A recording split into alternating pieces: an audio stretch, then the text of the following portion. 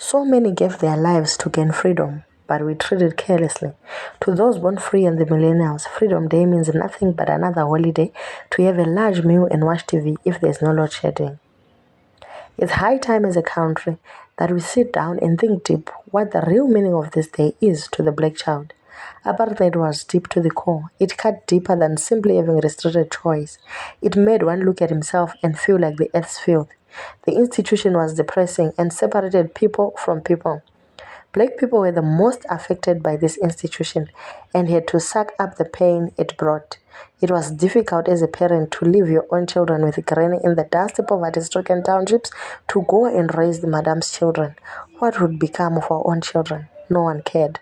Being called a house girl when you were 40 to 60 and a garden boy was surely an insult, but to the oppressor it was the norm, for they believed that a fully grown black man would only equate to an 8-year-old white. Nelson Mandela and many others worked tirelessly for freedom. Hence, 27 April 1994 was the first democratic election to be held in South Africa. For the first time, the black people were able to cast their vote, and surely they won the majority rule.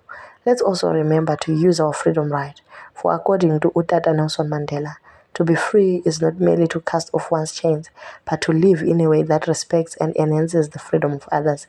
Happy Freedom Day, South Africa.